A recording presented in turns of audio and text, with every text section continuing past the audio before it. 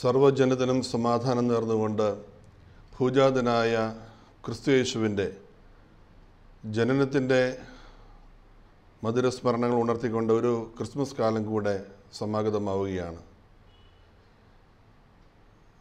ദൈവത്തിൻ്റെ മനുഷ്യാവതാരം മാനവ ചരിത്രത്തിൻ്റെ ഒരു വലിയ വഴിത്തിരിവായിട്ട് നമുക്ക് കാണുവാൻ സാധിക്കും. ഇന്ന് ക്രിസ്മസ് ആഘോഷം ഒരു വെറും ആചാരമായിട്ട് മാറി എന്നുള്ളത് ഒരു യാഥാർത്ഥ്യമാണ്. കച്ചവടക്കാരുടെ താല്പര്യങ്ങൾ ഒരു ഭാഗത്ത്, വിവിധ സമൂഹങ്ങളുടെ ആഘോഷങ്ങളുടെ തിമിർപ്പിൽ ക്രിസ്മസിൻ്റെ യഥാർത്ഥ മെസ്സേജ്, സന്ദേശം നഷ്ടപ്പെട്ടു പോകുന്നു എന്നുള്ളത് വളരെ വേദനയോടുകൂടെ നാം തിരിച്ചറിയേണ്ടതുണ്ട്. നമ്മെ ഈ ക്രിസ്മസിൻ്റെ ആഘോഷങ്ങൾ നമ്മുടെ ചിന്തകൾക്ക് അതീതമായിട്ട് മറ്റുള്ളവരുടെ നിർബന്ധത്താൽ ആഘോഷിക്കേണ്ടതായ ചില അവസ്ഥകളാണ് ഇപ്പോൾ പല ഭാഗങ്ങളിലും കാണുന്നത്. ലൂക്കോസിൻ്റെ സുവിശേഷത്തിൽ ക്രിസ്തുവിൻ്റെ ജനനത്തെക്കുറിച്ച് വളരെ വിശദമായ വിവരണങ്ങൾ രേഖപ്പെടുത്തിയിട്ടുണ്ട്. എന്നാൽ അതിലുപരിയായിട്ട് അതിൻ്റെ ഉറവിടമെന്ന് പറയുന്നത് നൂറ്റാണ്ടുകൾക്ക് പിന്നിലേക്ക് പോകുമ്പോൾ ഏദൻ്റെ പറുദീസായിൽ സംഭവിച്ചതായ ഒരു സംഭവത്തിൽ നിന്നാണല്ലോ ഈ കാര്യങ്ങൾ വെളിവാകുന്നത്. ബേത്ലഹേമിൽ ഉണ്ണിയേശു പിറന്നതിൻ്റെ സന്തോഷത്തിൻ്റെ തിമിർപ്പിൽ അതിന് കാരണമായ ഉൽപ്പത്തി പുസ്തകം 3:15 നാം കാണുന്നതായ ദൈവത്തിൻ്റെ വാഗ്ദാനം, അതിലേക്ക് തിരിഞ്ഞു നോക്കുവാൻ നാം ഉത്സുകരായിരിക്കണം. ദൈവം എന്തിന് മനുഷ്യനായി തീർന്നു എന്നുള്ള ചോദ്യത്തിന്, അല്ലെങ്കിൽ ദൈവം എന്തിനാണ് മനുഷ്യനാകേണ്ടി വന്നത്, മനുഷ്യനായി അവതാരം ചെയ്യേണ്ടി വന്നത് എന്നുള്ളത് ചിന്തിക്കുമ്പോൾ മനുഷ്യനെ തേടി എത്തുന്നവനായ ഒരു ദൈവത്തെ നമുക്ക് ക്രിസ്തുവിൽ ദർശിക്കുവാനായിട്ട് സാധിക്കും. പലപ്പോഴും ഈശ്വരനെ തേടി നടക്കുന്നതായ മനുഷ്യരെയാണ് നാം കാണുന്നത്. നേരെ മറിച്ച് ഇവിടെ മനുഷ്യരെ തേടിയെത്തുന്നതായ, പ്രത്യേകിച്ച് പാപികളായ മനുഷ്യരെ തേടിയെത്തുന്നതായ ദൈവത്തിൻ്റെ സ്നേഹമാണ് നാം ബേത്ലഹേമിൽ കാണുന്നത്. അപ്പോൾ ഇതൊരു ആഘോഷത്തിൻ്റെ സന്ദർഭമാണ്. ദൈവത്തിൻ്റെ സ്നേഹത്തെക്കുറിച്ചുള്ളതായ ആഘോഷമായിരിക്കണം അത്. ഓരോ ക്രിസ്ത്യാനിയുടെയും ചുമതല എന്ന് പറയുന്നത് ആ ദൈവസ്നേഹം മറ്റുള്ളവരിലേക്ക് പകരുക എന്നുള്ളതാണ്. ഞാൻ ഒരു സംഭവ കഥ ഓർക്കുന്നത് മദർ തെരേസയുടെ ജീവിതത്തിൽ നിന്ന് രേഖപ്പെടുത്തിയിട്ടുള്ളതാണ്. മദർ തെരേസയും കൂട്ട് സഹോദരിമാരും ഒരു ക്രിസ്മസ് വേളയിൽ അവരുടെ ചാരിറ്റി പ്രവർത്തനങ്ങൾ നിർവഹിക്കുന്നതായ ആളുകൾക്ക് വിതരണം ചെയ്യുവാനായിട്ട് കേക്കുകൾ കളക്ട് ചെയ്യുവാനായിട്ട് ഒരു ബേക്കറിയിൽ ചെല്ലുന്നതായ ഒരു സംഭവ കഥ മദർ തെരേസയുടെ ജീവിതചരിത്രത്തിൽ വിവരിക്കുന്നുണ്ട്. മദർ തെരേസ അവിടെ ആ ബേക്കറിയിൽ ചെല്ലുമ്പോൾ കേക്കുകളുമായിട്ട് തിരികെ അവരുടെ വാഹനത്തിലേക്ക് അത് ലോഡ് ചെയ്യുന്നതായ സമയത്ത് വഴിയുടെ അരികിൽ നിൽക്കുന്നതായ ഒരു ബാലികയെ കാണുന്നു. അവൾ സാഗൂതം ഈ ബേക്കറിയിലേക്ക് ഉറ്റുനോക്കിക്കൊണ്ടിരിക്കുന്നതായിട്ട് മദർ തെരേസയ്ക്ക് കാണുവാൻ സാധിച്ചു. മദർ ഒരു കേക്ക് എടുത്തുകൊണ്ട് ഈ ബാലികയുടെ അടുക്കൽ ചെന്ന് ബാലികയ്ക്ക് ആ കേക്ക് നൽകുന്നു. അപ്പോൾ ആ പെൺകുട്ടി വളരെ കൗതുകത്തോടുകൂടെ മദർ തെരേസയെ നോക്കിയിട്ട് ചോദിക്കുന്നു, നിങ്ങൾ യേശുവാണോ? ഇത് നിങ്ങളും വായിച്ചിട്ടുള്ളതായ കഥയായിരിക്കാം. അവിടെ മദർ തെരേസ അതിൽ നിന്ന് ആ കുഞ്ഞിനെക്കുറിച്ച് കൂടുതൽ അറിയുവാനായിട്ട് ചോദിക്കുന്നു. ആ കുഞ്ഞും അമ്മയും മാത്രമായിട്ടുള്ളതായ ഒരു കുടുംബമാണ്. വളരെ പാവപ്പെട്ട ദരിദ്ര കുടുംബത്തിൽ നിന്ന് വന്ന ഒരു കുഞ്ഞാണ്. അവളുടെ ആ കുഞ്ഞിൻ്റെ കൂട്ടുകാരിലൊക്കെയും ക്രിസ്മസ് ആഘോഷിക്കുവാനായിട്ട് വിവിധ രീതികളെക്കുറിച്ചും അവർ വീട്ടിൽ അതിന് എടുത്തതായ തയ്യാറെടുപ്പുകളെക്കുറിച്ചും ഒക്കെയും വിവരിക്കുമ്പോൾ ഇവളുടെ മനസ്സിൽ അതിനൊന്നിനും സാധ്യമല്ലാത്തതായ ഒരു കുടുംബാന്തരീക്ഷമാണ് ഈ കുഞ്ഞിനുള്ളത്. അവൾ മാതാവിനോട് ഒരു ക്രിസ്മസ് ആഘോഷിക്കുന്നതിന് ഒരു കേക്കെങ്കിലും വാങ്ങിക്കണമെന്ന് പറയുമ്പോൾ മാതാവ് പറഞ്ഞു, യേശു നമുക്ക് നൽകും, നമുക്ക് കാത്തിരിക്കാം എന്ന് പറഞ്ഞതിൻ്റെ അടിസ്ഥാനത്തിലാണ് ഇവൾ ഓരോ ദിവസവും ഇത് നോക്കിക്കൊണ്ടിരുന്നത്. ഇവിടെ മദർ തെരേസ ആ കേക്ക് നൽകിയപ്പോൾ അവൾ മാതാവിൻ്റെ ആ വാക്കാണ് ഓർക്കുന്നത്. അതുകൊണ്ടാണ് ആർ യു ജീസസ് എന്ന് ചോദിക്കുന്നത്, നിങ്ങളാണോ യേശു? ഇതൊരു സംഭവ കഥയാണ്. വളരെ ലളിതമായൊരു ഭാഗമാണെങ്കിൽ പോലും വലിയൊരു സത്യം അതിലടങ്ങിയിട്ടുണ്ട്. ആവശ്യക്കാരുടെ മുമ്പിൽ ഒരു യേശുവായിട്ട് അവതരിക്കുവാൻ നമുക്ക് സാധിക്കുന്നുണ്ടോ? ഈ ക്രിസ്മസ് വേളയിൽ ഒരു ചിന്ത ആ രീതിയിൽ പോകുന്നത് നല്ലതാണ്. മറ്റുള്ളവരുടെ മുമ്പിൽ അവരുടെ ആവശ്യത്തിൽ ക്രിസ്തുവായിട്ട് അറിയപ്പെടുവാൻ, അവർക്ക് യേശുവായിട്ട് അനുഭവപ്പെടുവാൻ നമ്മിൽ എത്ര പേർക്ക് സാധിക്കുന്നു എന്നുള്ളത് നാം ഒന്ന് ചിന്തിക്കേണ്ടതാണ്. പലപ്പോഴും ആഘോഷത്തിൻ്റെ ഇടയിൽ നാം മറന്നു പോകുന്നതായ ആ ഒരു സത്യം ഈ ക്രിസ്മസ് വേളയിൽ നമ്മുടെ മനസ്സിൽ ഉണ്ടാകട്ടെ. നാം എവിടെ പോയാലും, ഞാനൊരിക്കൽ ഒരു പരിപാടിയുമായി ബന്ധപ്പെട്ടൊരു ദേവാലയത്തിൽ ചെല്ലുമ്പോൾ അവിടെ ക്രിസ്മസ് സീസണായിരുന്നു. അവിടെ സ്റ്റാർ തൂക്കിയിട്ടിട്ടുണ്ട്, നക്ഷത്രം തൂക്കിയിട്ടിട്ടുണ്ട്. അതിൽ എഴുതിയിരിക്കുന്ന ഒരു ഭാഗം ഞാൻ വായിക്കുകയുണ്ടായി. Be a star wherever you go. നിങ്ങളെവിടെ പോയാലും ഒരു നക്ഷത്രമായിരിക്കുക. എനിക്കത് വളരെ ഇഷ്ടപ്പെട്ടു. കാരണം നക്ഷത്രം നമുക്കറിയാം, ക്രിസ്മസ് കാലങ്ങളിൽ നാം തൂക്കുന്നത് അന്ന് ബേത്ലഹേമിൽ ഈ യേശു കുഞ്ഞിനെ കാണുവാനായിട്ട് വിദ്വാൻമാർക്ക് വഴി കാണിച്ചതായ ഗൈഡിങ് സ്റ്റാറിനെയാണ് സൂചിപ്പിക്കുന്നത്.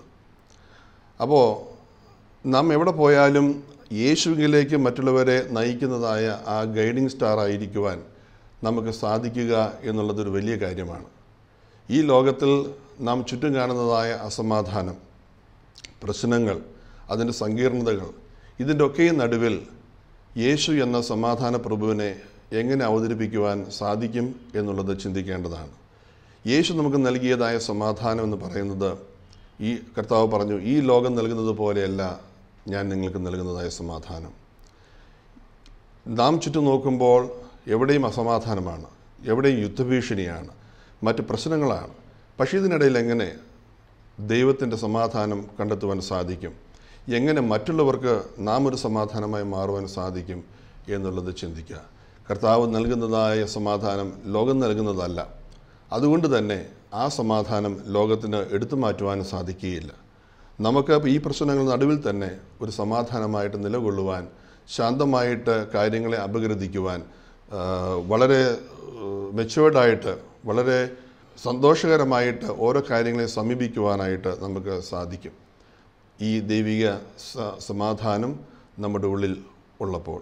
പ്രശ്ന സങ്കീർണമായ ഈ ലോകത്തിൽ ക്രിസ്തുവിൻ്റെ സമാധാനം ധരിക്കുന്നവരായ വ്യക്തികളായി നമുക്ക് മാറുവാൻ ഈ ക്രിസ്മസ് കാലം ഇടയാകുകയാണ് എങ്കിൽ അത് ലോകത്തിൻ്റെ സമാധാനത്തിന് വേണ്ടി നമുക്ക് പ്രവർത്തിക്കുവാനുള്ളതായ ഒരു വലിയ പ്രോത്സാഹനമായിരിക്കും. നമ്മിലൂടെ ദൈവത്തിൻ്റെ സമാധാനം മറ്റുള്ളവരിലേക്ക് ഒഴുകുവാൻ മറ്റ് സംഘടനകളുമായി, മറ്റ് സമുദായങ്ങളുമായി, നമ്മുടെ സുഹൃത്തുക്കളുമായി ചേർന്ന് നിന്നുകൊണ്ട് ലോകസമാധാനത്തിന് വേണ്ടി പ്രവർത്തിക്കുവാൻ ഓരോ ക്രൈസ്തവനും ഈ കാലം മുഖാന്തരമാകട്ടെ എന്ന് ആശംസിക്കുകയാണ്. ദൈവം ഈ ലോകത്തിലേക്ക് മനുഷ്യനായി അവതരിച്ചു. സഭാപിതാവായ മോർ അത്തനാസ്യൂസ് പറയുന്നു, God became man so that man can become God-like. ദൈവം മനുഷ്യനായി അവതരിച്ചത് മനുഷ്യനെ ദൈവികനാക്കുവാൻ വേണ്ടിയാണ്. ഇതൊരു വലിയ ഒരു മർമ്മമാണ്.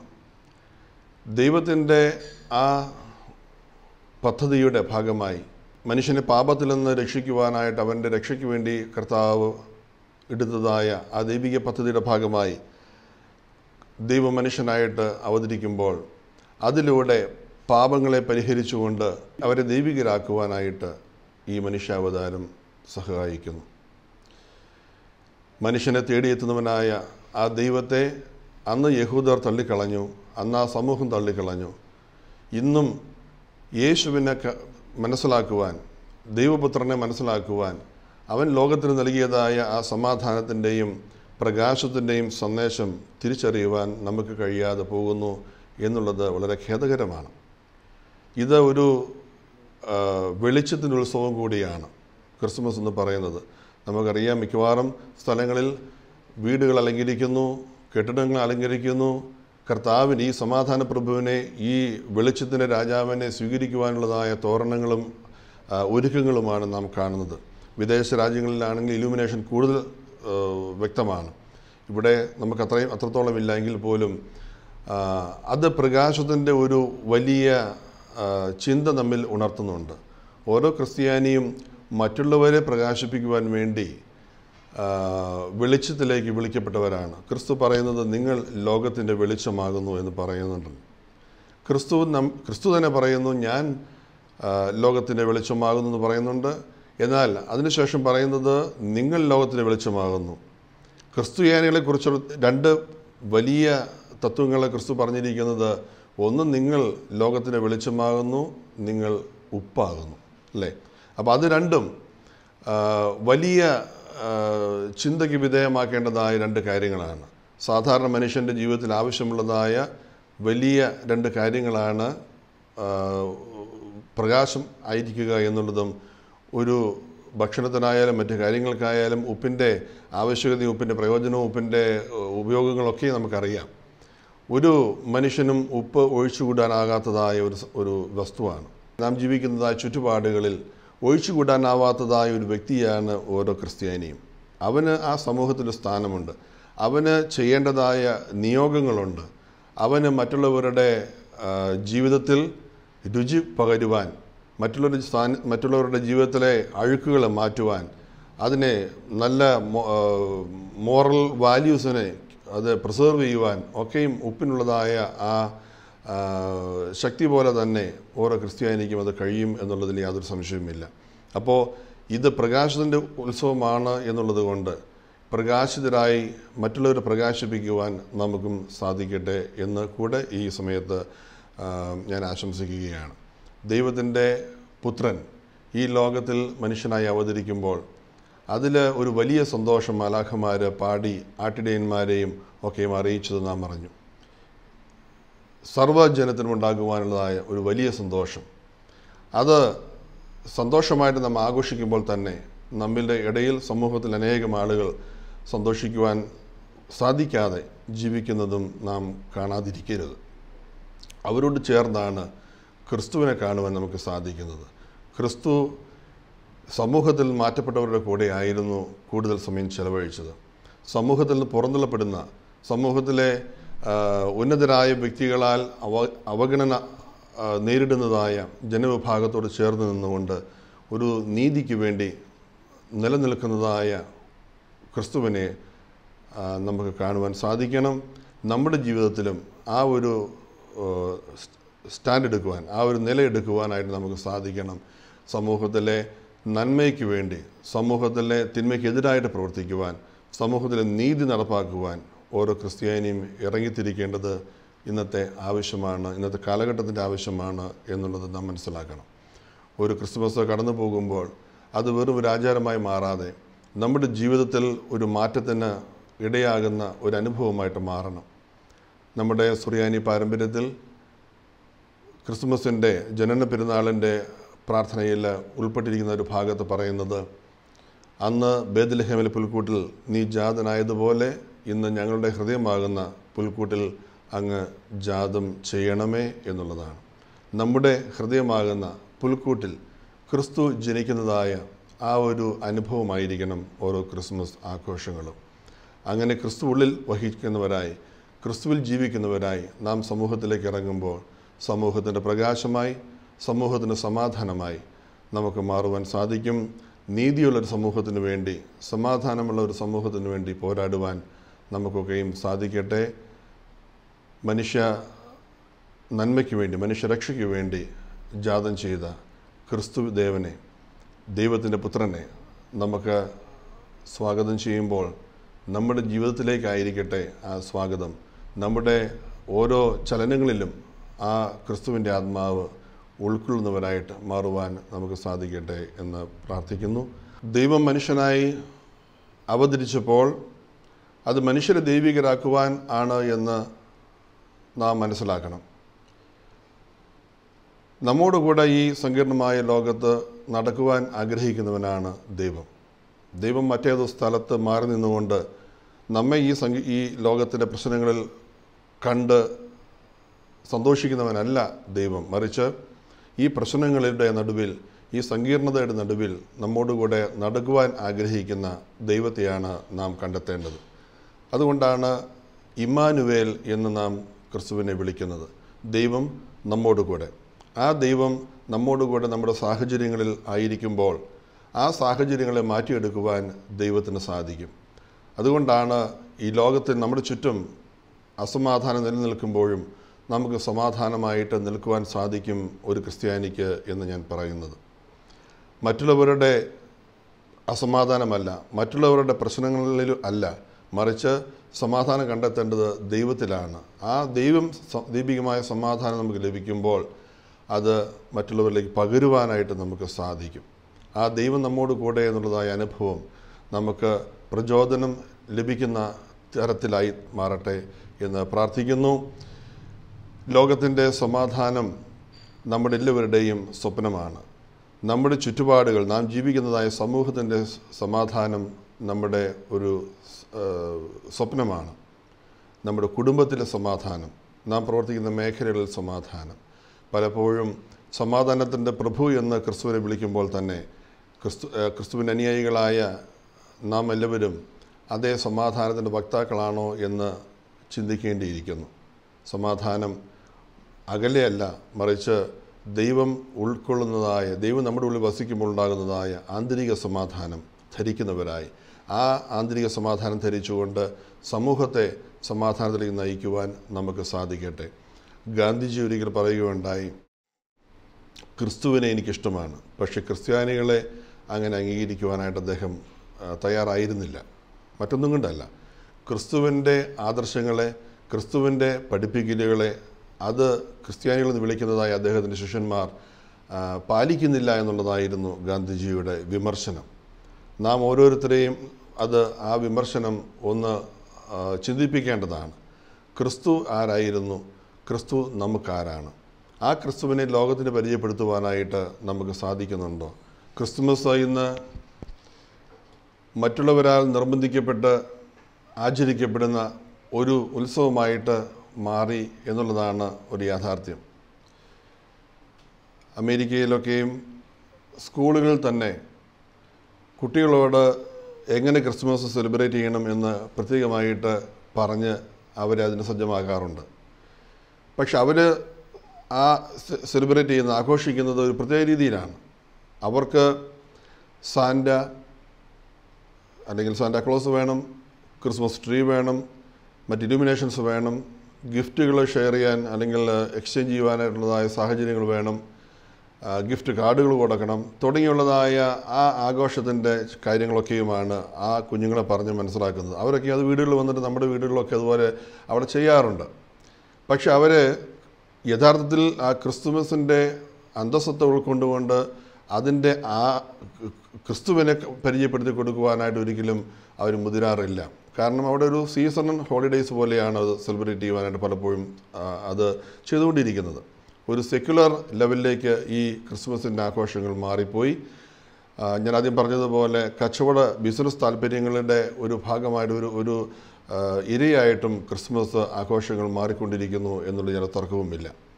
ക്രിസ്മസിൻ്റെ വിവരണങ്ങളിൽ നാം വിശുദ്ധ വേദപുസ്തകത്തിൽ വായിക്കുന്നതായ ഒരു ഭാഗമുണ്ട്. ചില കഥാപാത്രങ്ങൾ അവിടെയുണ്ട്. അവർക്കൊക്കെയും ഈ യേശു ജനിച്ചതുമായി ബന്ധപ്പെട്ട് അവരുടെ പ്രതികരണങ്ങളെക്കുറിച്ചൊക്കെയും നമുക്കറിയാം. ഹെരോദ രാജാവിന് ക്രിസ്തു ജനിച്ചു, മെശിഹ ജനിച്ചു എന്നറിയുമ്പോൾ അദ്ദേഹത്തിനുണ്ടാകുന്നതായ അങ്കലാപ്പ്, ഭയപ്പാട്. അതേസമയത്ത് മുഗുഷന്മാർക്ക്, വിദ്വാൻമാർക്ക് ഉണ്ടായതായ അവരുടെ പ്രതികരണങ്ങൾ, ഈ മാലാഖമാരുടെ വലിയ സന്തോഷത്തിൻ്റെതായ പാട്ടുകൾ കേട്ടതായ, ആഹ്വാനം കേട്ടതായ ആട്ടിടയന്മാർക്കുണ്ടായതായ അതിശയമായ സന്തോഷം.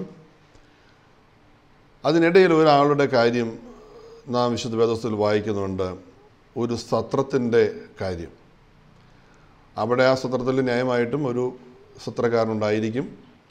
അതിൻ്റെ ഉടമയെക്കുറിച്ച് അവിടെ പേരോ കാര്യങ്ങളൊന്നും പറഞ്ഞിട്ടില്ല എങ്കിൽ പോലും ന്യായമായിട്ട് നമുക്ക് ഊഹിക്കാം അദ്ദേഹം അവിടെ അന്ന് വളരെ തിരക്കിലായിരുന്നു. കാരണം അദ്ദേഹത്തിന് ഈ യോസെഫിനെയും കന്യകമറിയാമിനെയും സ്വീകരിക്കുവാനോ അവർക്ക് ആവശ്യമായ സൗകര്യങ്ങൾ കൊടുക്കുവാനോ സാധിച്ചില്ല. അന്നത്തെ ഈ വംശാവലി ചാർത്തുന്നതിന് വേണ്ടി എല്ലാവരും ബേത്ലഹേമിലേക്ക് വരുന്നതിൻ്റെ തിരക്ക്, നമുക്കറിയാവുന്ന പോലെ സെൻസസ് എടുക്കുന്നതായ കാലഘട്ടമായതുകൊണ്ട് അനേകം ആളുകൾ ആ ഭാഗത്ത് വന്നിട്ടുണ്ട്. അതുകൊണ്ട് സത്രം അൺയൂഷ്വലി സാധാരണയിൽ കവിഞ്ഞ് തിരക്കിലായിരുന്നു. അതുകൊണ്ട് യേശുവിനെയും അല്ലെങ്കിൽ ഈ യോസെഫിനെയും കന്യകമറിയാമിനെയും യേശു കുഞ്ഞിനെയും താമസിപ്പിക്കുവാൻ ഉള്ളതായൊരു സൗകര്യം ചെയ്തു കൊടുക്കുവാനായിട്ട് അദ്ദേഹത്തിന് സാധിച്ചില്ല എന്നുള്ളത് ഞാൻ ന്യായമായിട്ട് ഊഹിക്കാം. ഇവിടെ നമ്മുടെ ജീവിതത്തിൽ പലപ്പോഴും സംഭവിക്കുന്നതായ കാര്യവും ഇതുതന്നെയാണ്. ചിലർക്ക് ഹെരോദാവിനെ പോലെ ഭയപ്പാടാണ്. യേശു ക്രിസ്തു എൻ്റെ ഉള്ളിൽ വന്നാൽ, എൻ്റെ ജീവിതത്തിലേക്ക് കടന്നു വന്നാൽ എൻ്റെ ഇപ്പോഴുള്ളതായ കാര്യങ്ങളൊക്കെയും മാറ്റിവെക്കേണ്ടി വരും. ഞാൻ ഡോമിനേറ്റഡ് ആയിട്ട് നിന്നിരുന്നതായ, ഞാൻ എന്നുള്ള രീതിയിൽ ജീവിച്ചിരുന്നതായ ആ ജീവിത രീതി മാറ്റി ക്രിസ്തുവിന് വേണ്ടി ജീവിക്കുന്നതായ ഒരു വ്യക്തിയായിട്ട് മാറേണ്ടി വരും എന്നുള്ളതായ ചിന്ത ചിലരിലുണ്ടാകാം. പക്ഷേ ഈ സത്രക്കാരനെ പോലെ മറ്റ് പല തിരക്കിനിടയിൽ, സമ്പത്ത് ശേഖരിച്ച് കൂട്ടുന്നതിൻ്റെ തിരക്കിൽ, ആഘോഷങ്ങളുടെ ഇടയിൽ, അതിലൂടെ വരുമാനം കൂട്ടുന്നതിൻ്റെ ഇടയിൽ എങ്ങനെയും സമ്പത്ത് ഉണ്ടാക്കണം എന്നുള്ളതായ ചിന്തയിൽ ഓടി നടക്കുന്നതിനിടയിൽ ക്രിസ്തുവിനെ കണ്ടുപിടിക്കുവാനോ ക്രിസ്തുവിനെ തിരിച്ചറിയുവാനോ അവനെ സ്വീകരിക്കുവാനോ ഉള്ളതായ ഒരു സാഹചര്യം ചിലപ്പോൾ നമുക്ക് നമ്മുടെ ജീവിതത്തിൽ ഇല്ലാതെ പോകും. പലരുടെയും ഓട്ടം കണ്ടാൽ അവരുടെ തലയിലാണ് ഈ ലോകമെന്ന് ചിന്തിച്ചു പോകും. പക്ഷേ ഈ ലോകത്തിൻ്റെ ഗതി നിയന്ത്രിക്കുന്നവനായ ദൈവത്തെ തിരിച്ചറിയുവാനായിട്ട് ഈ തിരക്കിനിടയിൽ നമുക്ക് കഴിയുമോ എന്നുള്ളതൊന്ന് ചിന്തിക്കുന്നത് നല്ലതാണ്. സത്രത്തിൻ്റെ ഉടമ ആ യോസഫിനെയും കന്യാമറിയാമിനെയും നിരാകരിച്ചതുപോലെ ഈ തിരക്കിനിടയിൽ നമ്മുടെ ജീവിതത്തിൻ്റെ, നമ്മുടെ കുടുംബത്തിൻ്റെ, ജോലിയുടെ മറ്റ് തിരക്കുകളുടെ ഇടയിൽ ക്രിസ്തുവിനെ തിരിച്ചറിയാതെ അവനെ തിരിച്ചയക്കുന്നതായ ഒരു ദയനീയമായ അവസ്ഥ ഒരിക്കലും നമുക്കുണ്ടാകാതിരിക്കട്ടെ എന്നുകൂടെ നമുക്ക് ഈ സമയത്ത് ആഗ്രഹിക്കാം, പ്രാർത്ഥിക്കാം.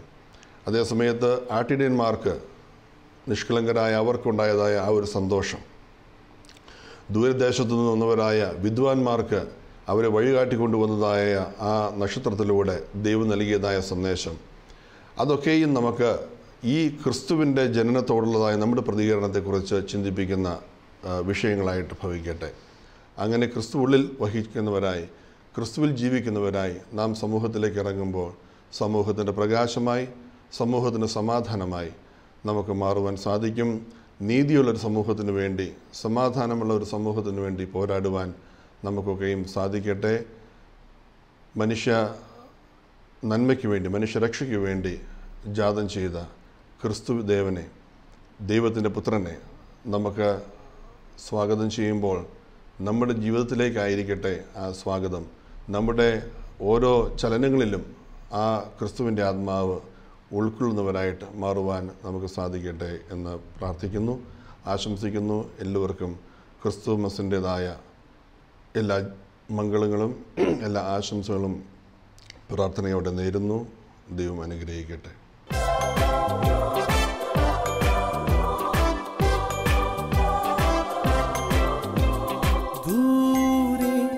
ദൂരെ ദൂരെ മിന്നിത്തെന്നും താരങ്ങൾ കേൾക്കുന്നിതാ, ദൂരെ ദൂരെ വാനിൽ നിന്നും ഗീതങ്ങൾ.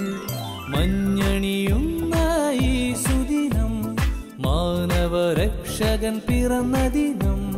മഞ്ഞണിയുന്ന ഈ സുദിനം മാനവരക്ഷകൻ പിറന്ന ദിനം. ഒന്നായി ഒന്നായി ചേർന്നിടാം, ആമോദത്തോടൊന്നായി